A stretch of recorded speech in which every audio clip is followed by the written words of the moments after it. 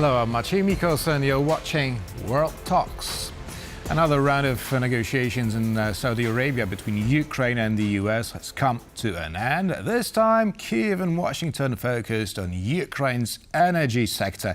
And to talk about the progress of U.S. Ukrainian talks, we're joined by Lesia Ogryzko, director of the Kyiv-based Sahaidachnyi Security Center. Good afternoon. Good evening. So, how is Kyiv rating the progress of U.S. Ukrainian negotiations? Well, I think we all have to understand that we are just entering this process, and all of the discussions about a 24 hours, a quick deal, a peace brokered by Easter, they are completely unrealistic. I think we are looking at the perspective of at least multiple months, if not multiple years, and it's way too early to claim anything about the end results. And I think we shouldn't be placing too much emphasis on every move, every step, every word that has been, whispered somewhere in the sidelines of the discussions. Now, having said this, I think there are some items that are certain for now. Number one is that Russia has no intent whatsoever of ending the war. It might be interested in stopping the war for some time, but between stop of the war and the end of the war, there are completely huge differences. Now, second, I think Putin will be playing with time and will be trying to delay the process by any means. He will be applying the tactics that we call yes, but, meaning that he would agree in principle to a lot of the things that the Trump administration will put forward as to not to upset Trump, and for Trump and his allies not to get the impressions that you can strike a deal with the Russians. But there will always be this but, by which Putin will be trying to integrate some of his most desirable appetites into the negotiation process and trying to cement it for the future talks. And this will be first and foremost limiting the West to help Ukraine defend itself, a reset, as they call a reset of Ukraine, talking obviously about elections and the inner political turmoil that follows an election, and of course territorial aspects. But I think he will be wise enough not to start from territorial aspects, recognizing that this is the most difficult part on which it will be very difficult to get an agreement. And I think it seems that it would be the most difficult part. Now, you've been speaking about Russia's intentions and the delaying of the peace process. Now, I'd like us to read out loud social media posts by the Prime Minister and Foreign Minister of Ukraine on the Russian attack on the civilian infrastructure. So, Denis Shmyhal wrote, Russia attacked the civilian infrastructure in Sumy. Residential and private houses in particular were damaged. There are casualties, including children. Units of the state emergency service are on the ground. They are removing the consequences of the enemy attacks and providing all necessary assistance. Ukraine is striving for peace, and Russia is once again showing that it wants to continue the terror. The international community must increase the pressure on Russia to stop the aggression and ensure justice and save the lives of Ukrainians.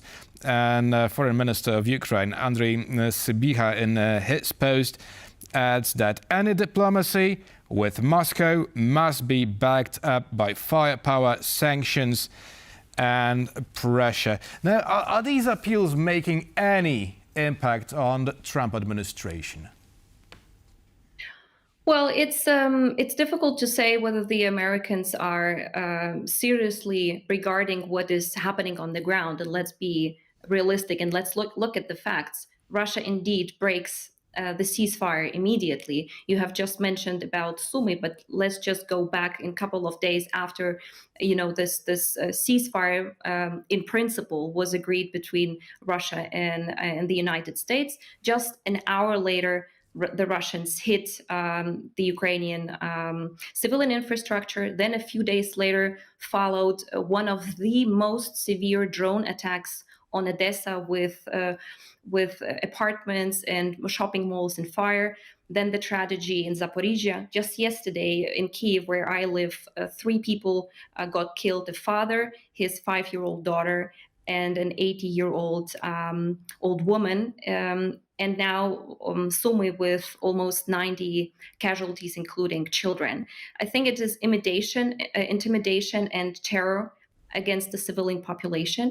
I think these are the messages that have to be translated not just from Ukrainians, but from our European allies to the United States, because this is the fundamentals that we have learned over 8 years of the Minsk process, and this is the experience that we want to explain to the American counterparts. We had 80 rounds of negotiations. We have 20 ceasefires. Just think of it. Now we're trying to get one ceasefire delivered. Back then we had 20. All of them failed because of the Russian side. And also in terms of, when we're talking about ceasefire and the whole scale, look at the conflict line between Ukraine. It's now 3,000 kilometers. More or less 1/3, 970 kilometers, is active fighting. Now, back then, during the Minsk negotiation process, we were talking about the conflict line 10 times less than what we have on the ground now. Mhm. And with the war that has changed dramatically, with unmanned system, with drones being now the #1 hazard, it's completely unrealistic that we will be talking about an enforcement mechanism, an actual monitoring, and not the one that was an OEC by the special monitoring mission. There is something else on the horizon, however. You said not to pay too much attention to every word spoken during negotiations. However, words do matter, and now I'd like to ask you about the interpretation of the vision of the future of the world by Steve Witkoff, who said that it would be beautiful to have Russia and the US import LNG gas into Europe. Now, is this meant to forcibly tie Europe to Russia's fossil fuels? Is this the American idea of future? No, I don't think this is the idea of the future. I think what is happening on the ground currently is that the Americans are trying to do the so-called Nixon reverse, when they're trying to play the Russian card and to make Russia an ally, and to form this bloc, the American-Russia bloc, against China. And apparently the Trump administration doesn't think that Ukraine or the eastern flank countries or even the whole of Europe is too much and too high of a price to pay for this grand strategy. Now, what the Americans intend is obviously is to try to break down this axis of evil of North Korea, Iran, China, and Russia. But moving forward, and I think these negotiations will be also one part of the puzzle when month after month, the Americans will learn and understand that you cannot strike a deal with the Russians, and the Russians will not play along in this grand strategy that the Americans have in mind.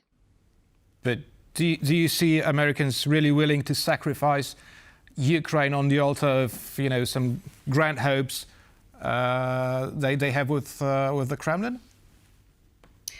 I do believe that this is part of the calculation currently, and I think it is now one of the biggest challenges for not just Ukrainians, but the European allies, to explain that this would have a detrimental security risk, not just for Europe, but also for the United States. And the hope is that after the Americans will see, after a couple of weeks and months of trying to get a peace deal or at least a ceasefire with the Russians, they will turn away and understand that they betted on the wrong side.